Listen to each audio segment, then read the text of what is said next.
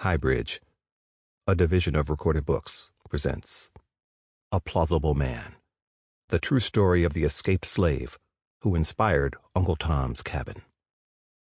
By Susanna Ashton. Read by Leon Nixon. Introduction. 1. In December 1850, a faculty wife in Brunswick, Maine, who had a modest sideline in magazine writing, hid a fugitive in her house. A friendly neighbor had sent the man over. And so it was that the little-known writer and harried mother, Harriet Beecher Stowe, opened her door. It was bitterly cold, and Stowe's house was crowded with children. Her husband was away, and yet she opened the door. A criminal act in 1850. The man stayed for only one night, but he made an impression upon both Stowe and her children, singing and entertaining them all and telling Stowe about his hardships. In a space apart from the children, no doubt, he bared his back and showed her his scars from whippings he had received in a slave labor camp. We might imagine he spoke too of his wife and child he had left behind. He was, she later wrote to her sister, a genuine article from the old Carolina state. Drawing from this experience, some 7 weeks later, in 1851, Stowe began to write Uncle Tom's Cabin, a novel that helped inspire the most consequential social revolution in the history of the Western world, the overthrow of modern slavery. Stowe never named the man who was fleeing to Canada. It is possible he didn't even share his name with her. Yet he was, indeed, a genuine article. He went by John Andrew Jackson, and his encounter with Stowe was only one pivotal incident in his rich and complicated career. And while there is a good argument to be made that his life story inspired some parts of Uncle Tom's Cabin, even serving as a model for a crucial chapter that portrays a fugitive being welcomed into a northern senator's home, a house unprepared for hosting a freedom seeker. The more significant story he created was his own. Through determination and canny charisma, Jackson reclaimed what it was to be genuine, not according to the condescending assessment of white America, but through his savvy self-fashioning. Born enslaved sometime around 1820, Jackson endured the suffering expected for a man in bondage, until his wife, Louisa, and young daughter he called Jenny, were sent away from him. Then, facing heartbreak beyond endurance, Jackson fled on horseback across the dangers of the South Carolina terrain until reaching the coastal port of Charleston. Once there, he engineered a harrowing escape, hiding between bales of cotton aboard a northbound vessel. Over the next years, in the comparative freedom of the northern states, and later Canada and Great Britain, he carved out a life for himself and constructed a destiny of broad, strange horizons. Jackson's life reflects an era of new possibilities for a generation of African American authors arising out of bondage. His particular experiences in first engineering an escape from slavery and then building a life in freedom are powerful, to be sure. But once out of the South, his experiences are uniquely telling. He navigates an international lecturing career, initially under the mercurial patronage of powerful British Baptist evangelicals, who assist him in publishing his memoir, The Experience of a Slave in South Carolina, 1862. Yet, in another striking turn, once that relationship grew sour, Jackson returned to the United States for some 35 years of independent operations as an advocate for freed people, collecting donations, lecturing across postbellum America, and promoting ill-fated social experiments. He even attempted to purchase back his enslaver's family land to resettle 40 black families in a utopian plan for communal farming. Jackson faced failure regularly, but somehow kept at his dreams. Implausibly, and yet truly, when in 1880 he was arrested in North Carolina and sentenced to hard labor on a convict work gang, this man in his mid-50s somehow managed to escape. Again, Jackson was not going to be kept down. Unlike most other extant narratives of slavery and freedom, Jackson's tale is one of independent negotiations and survival. His is a tale of individual hustle. Separate from most established black and white organizations, he would almost always go it alone. Ultimately, A Plausible Man is a tale of a remarkable but overlooked American figure who challenges what we might think of as the history of fugitivity, and in particular, how the Reconstruction-era lives of these freedom seekers arose from their earlier experiences in slavery.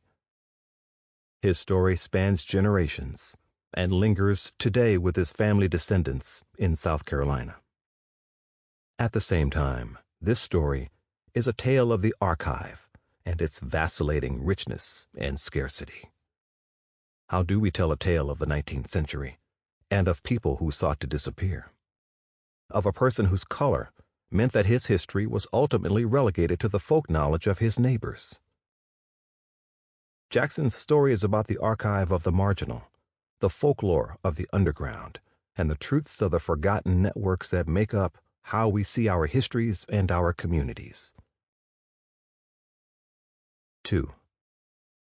In telling Jackson's story, I have chosen to depart from the biographical practice of using archival documentation simply as fodder for fact-checking and footnotes. Rather, each chapter here focuses on one particularly telling historical document that frames a perspective not merely upon Jackson's life activities, but upon notions of what can and cannot be recorded. The first chapter, feloniously inveigling, a judgment on the kidnapping of Doctor, for instance, weighs interpretive possibilities around an assault charge leveled between two white men in 1821. One of these white men accused the other of stealing or inveigling away from his personal property which happened to be, according to the Sumter County court records, a man named Doc. A physical altercation between the white men ensued. While Doc is referenced in the county records of this case, he is not called to witness or testify about the events. This enslaved man held the full name of Dr. Clavern, according to his own family at least. His story was at the core of the court record, and yet it only glancingly acknowledges his presence in the case. Doctor was Jackson's father, and my examination of this document launches the book not merely to provide context for the violent world Jackson was born into, but also to highlight how its passing reference to Doc reminds us how certain stories are allowed to survive. A court record embodies a kind of archival assault. That is to say, the practice of retaining and indexing this kind of legal conflict, registering the white names of the dispute, but deliberately ignoring the experiences of the man listed within the document's core, is an aggressive act in and of itself. In this instance, as in the case of the other documents that provide a threshold of entry for each chapter that follows, a runaway slave advertisement, a newspaper clipping, a family letter, an addendum page to a census report, a self-published pamphlet, a solicitation letter, a census map, and a property deed. Such historical documents cannot be understood as solely a background to one man's life.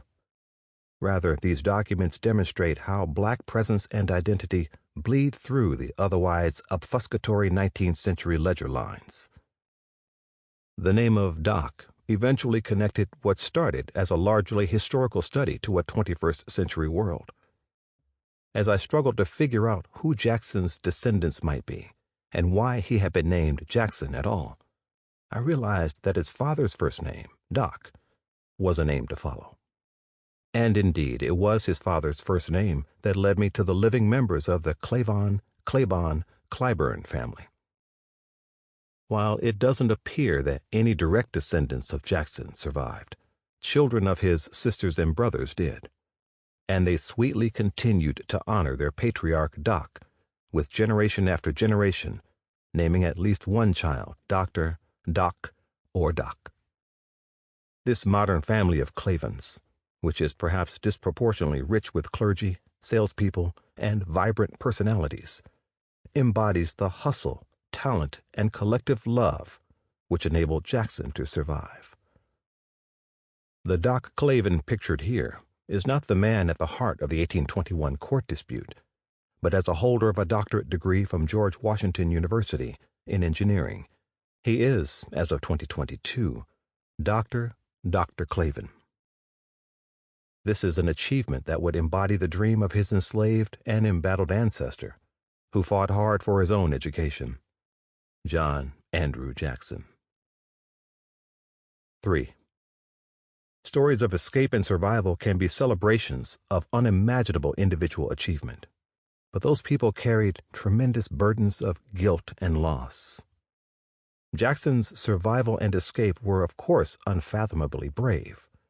There was also a cost, likely a terrible cost, to the families he left behind. There are indeed no records with details on what happened to the Claven-Jackson family immediately after Jackson fled. And yet it would have been tragic but typical for remaining enslaved family members to be punished or tortured to find out where freedom seekers such as Jackson might have gone. We shouldn't be surprised that much of Jackson's narrative thus dances between the tension of providing testimony about his achievements and establishing himself as a speaker on behalf of others. Fortunately, records of his life go far beyond his testimony in his memoir. It is the other ephemera that flesh out the story of his life, particularly in the 4 decades after he wrote his book, and that suggest to us how he may have balanced out this flashy and heroic persona that allowed him to survive and succeed, alongside a quieter regret and responsibility to the people he had left behind. The questions that plagued Jackson remain relevant today. The notion that only virtuous citizens deserve freedom is one he struggled with.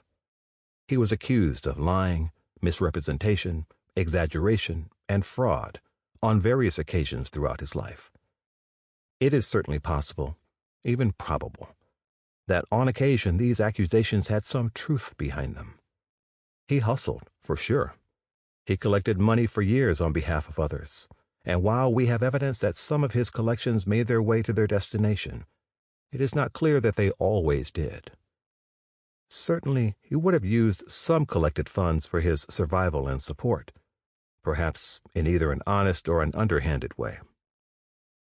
Historical records that provide us with incomplete knowledge, therefore, are especially ripe for scrutiny, though, as in various chapters where I reference the runaway slave advertisements, or solicitations for the freeman, or interviews with people who knew him, the historical record appears to check out. Thanks to digital tools of the modern age, I've been able to cross-reference addresses, newspaper notices, government records, and census data that support a contention that he was usually, if not always, who he said he was. This question about documentation and reliability was a notion coded and inflected with racist assumptions about character. Jackson's enslavers posted an advertisement in their local paper, the Sumter Banner, in March 1848, 3 months after he fled, a notice that warned against listening to him because he speaks plausibly, cautioning white readers against the duplicitous nature of fugitives was a relatively common rhetorical technique in advertisements. This language served the dual function of heightening suspicion about this garrulous and clever man, and implicitly reminding audiences that sincerity of character was rarely found in black people, particularly those who had the effrontery to steal themselves. In the eyes of many powerful people at the time, self-theft was a serious property crime. Warning readers about the inherent untrustworthy nature of even the most well-spoken or persuasive runaways had the additional effect of reminding newspaper audiences that words, logic, skill, and even truth had no precedence over the color of one's skin. While a close reading of the Sumter Banner's runaway advertisement of 1848 in all its particulars is a core part of Chapter 3, How Jackson renders himself plausible is the heart of my entire project. It is not the copious documentation compiled that authenticates his life story. Jackson would never have given pieces of paper that kind of power. Instead, it is Jackson's assertion of his manhood, his place in the world, and even his status as an advocate for the freeman that undergird any documents, not the other way around. He subverted the casual assertion of slaveholders and turned the notion of plausibility in on itself. His identity was to be on his terms and articulated in books he would write, pamphlets he would author, and speeches he would deliver. Without much of a white amanuensis or editor, what we know of Jackson's life is largely on his own terms. As readers, our choice to assess his witness as plausible or not is up to us. But Jackson lays out his tools and the criteria for such assessment. The following chapters tell a difficult tale that resists designation as a triumph narrative despite occasional moments of happiness. Even his greatest moments, such as when he escaped from South Carolina, were tinged with bittersweet knowledge about those he had left behind. The location of Jackson's grave is unknown. He may have died with friends and family, but he certainly died in poverty. Few of his dreams came true for himself or his community. He never established or built a church. He never appears to have built a home for the aged freedmen, and he wasn't able to bring any orphaned children north. He had dreamed of creating a black utopia on his ruined enslaver's property, but it was not to be. And yet, Jackson's spectacular self-creation allowed him to travel the world. His confidence allowed him to speak to thousands about the most consequential social movements of the modern age. He was able to build and rebuild a family. He managed to reconnect with a devastated community, deliver supplies to the starving, escape from a chain gang, and ensure his voice would survive. He spent the last decades of his life traveling between New England and the rural South, trying to fulfill the promise of a post-Civil War Union. He had friends, for sure, but as an independent operator in a world that demanded black people stay quiet, he was a self-promoter and self-proprietor. Jackson's bold self-fashioning as a man of substance pushes back against the paternalistic affirmations he often was met with by white people. After all, Stowe appointed herself as arbiter by asserting he was the genuine article, with some bemused racism. And his enslavers put out advertisements for him, cautioning that he speaks plausibly and should not be trusted. They were right. Jackson hectored and lectured.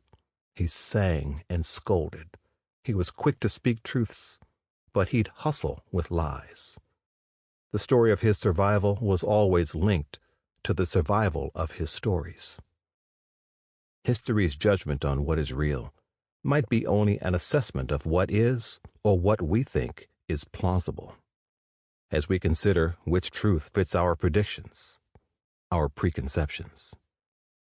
Jackson's story eluded scholars until now, precisely because his clear-spoken claims about who he was, what he did, and how he moved through the world didn't fit the subservient, unctuously grateful, truth-telling role in, indeed, the Uncle Tom model. Jackson instead built a life in which he could be plausible according to the whims of his mercurial patrons or enemies. Being plausible could buy Jackson time. It could allow him to elude pursuers and detractors alike. Being plausible didn't mean he was a fraud. It simply meant that other people couldn't read him as well as they thought they could. For Jackson, being plausible gave him space. Notes on structure. This book is organized chronologically, but also concerns itself with memory and witness. Honoring black memory here, which is rarely in perfect concert with archival documentation, allows for some shifting perspective throughout the chapters. Looking at historical paperwork afresh asks us to reframe what is plausible. Studying and writing about enslaved people demands a degree of thoughtful speculation to get out of the trap of simply endlessly seeking more and more documentation, which often won't exist. And if we stop our study because, say, a certain name is not listed in an inventory list of human beings, such as in an antebellum slave schedule that was enumerated for the political representation of white people and attendant taxation purposes, we not only impoverish a project, but we recreate and bolster up a system of archival work that allows only for some kinds of cultural recognition. By quitting when information doesn't present itself to us in the traditional form of paperwork, we fail our subjects. And so, in this book, I try to consciously draw upon my notions in general terms about relationships and the context of life, as I try to place Jackson in a world that can make sense to us, even when he traditionally understood historical production of an archive fails us and him. To travel through Jackson's life, we must return again and again to the community that he carried and which carried him. This means that the heroic figure he sometimes liked to pose as needs to be understood not against, but alongside his neighbors in New Haven, his comrades in St. John, black worshipers at Southern Revival camp meetings, his sisters and brothers left behind in South Carolina, his peers on the British lecture stage, or his fellow lodgers in a black sailor's boarding house. This is their archive, too. Prelude. The Man Who Came Back. WPA interview with Jake McLeod, 1936. In 1936, Jake McLeod, a poor black man of 83 years, agreed to be interviewed by two white federal agents seeking to speak with survivors of slavery. Why he agreed is not clear. Was he lonely? Intimidated? Seeking to curry some favor from the government during the Great Depression? Simply hoping to share some testimony and wisdom from his life? It is hard to say. But he let them enter his home in Timminsville, South Carolina, and he agreed to speak with these government workers so that they might transcribe his memories. One, and probably both of his interviewers, were, like him, South Carolinians, but there any similarities surely ended. They had much to learn from what McLeod could tell them. As a survivor of slavery, a survivor of the violent backlashes against Reconstruction, and a witness to decades of racial oppression, McLeod likely had stories they wouldn't have been able to hear well, no matter how hard they listened. Nonetheless, he tried to speak his truth, and they took down his words in a rough and racist transcriptive dialect. Many of the people employed and working as agents of the Federal Writers Project of this era were anthropologists, journalists, artists, or scholars hired to do cultural work, and in this case, local folklore research. The two agents assigned to this region, however, brought with them different skills and interests. The lead agent was H. Grady Davis, a veteran who had sustained injuries from his service in World War I. As a disabled man seeking work in the Depression of the 1930s, he must have been grateful for the opportunity to earn a steady, albeit small, salary from this jobs program of what was known as the Works Progress Administration. He had been living in Johnson City, Tennessee for some years, but returned to South Carolina for the opportunity to go door to door, collecting interviews with elderly citizens who had survived childhoods in state-sanctioned bondage. Davis's partner for the McLeod interview was Mrs. Lucille Young. What role she played is not clear, and her identity even less so. Was she an equal questioner? Was she there, as a woman, to help the elderly black subjects feel less intimidated? Was she the transcriptionist or stenographer while Davis led the questioning? Certainly they had worked out a careful partnership and had a plan. Easy questions to start, and then move into harder, bolder topics. What might they have expected of Jake McLeod in this conversation, where their race and class status, not to mention their role as representatives of the government, surely created a barrier to easy conversation. And what might Jake McLeod have expected from them? McLeod was careful. He sprinkled his interview with repeated references to how kindly his particular enslavers, the white McLeod family, were. They was good people, he affirms. But he then doesn't hold back from talking about the pervasive violence they had used on men, women, and children. And he emphasizes the omnipresent nature of community control, in which patrollers and really any white person could call out for violence and enforcement on any black transgression. As McLeod put it, "The community have men then called patroller, and their business was to catch them that run away." Learning to fear capture and its consequences was ingrained early. As a child, Jake McLeod had once, in what was likely desperate terror, run away. Somehow another, as the old man recalled, the overseer knew where to find him, and he was caught and whipped by his mistress till the whip broke.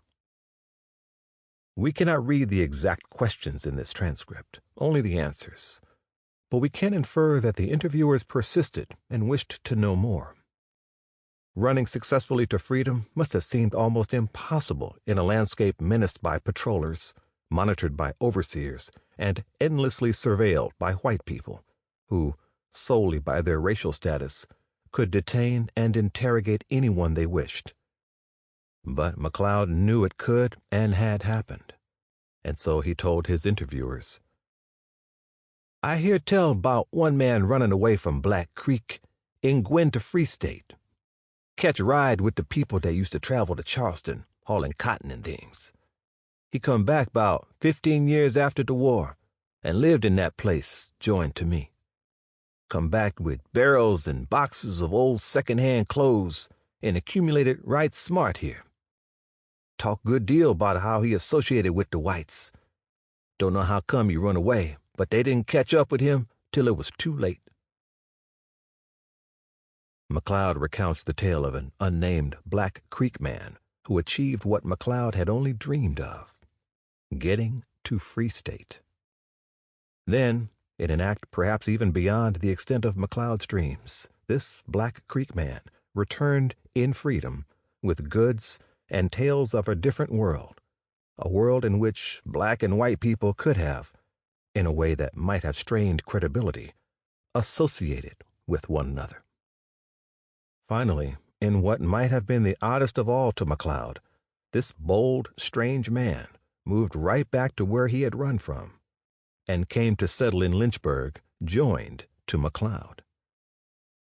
Even 50 years later, the story of the Black Creek man who came back was so remarkable that McLeod felt it needed to be recorded, a memory that needed to be shared.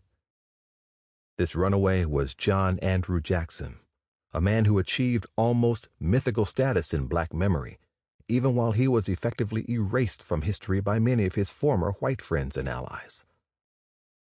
In 1846, Jackson had fled a slave labor camp near the area of Lynchburg, South Carolina, close to the Black River, or what McLeod calls the Black Creek. And after the Civil War, Jackson returned with barrels and boxes of second-hand goods, just as McLeod had said. Federal Freedmen's Bureau records itemize receipts for barrels of donations of used clothes and food Jackson arranged to be shipped south from northern communities after the war. Jackson went back and forth from South Carolina over the decades that followed. By 1881, as McLeod attested, Jackson bought a lot in the tiny town of Lynchburg, close to the crossroads where he had once lived when he was enslaved by Robert English, and as Sumter County property records demonstrate, immediately adjacent to McLeod's small parcel of land. Jackson was remembered in a different way, too, beyond his friends' memories. For Jackson had altered how stories about slavery could be told, not just by inspiring or instigating Stowe to launch her book, but by claiming and performing his own story again and again. As McLeod knew, no one could catch up to him, until it was too late. Sample complete. Ready to continue?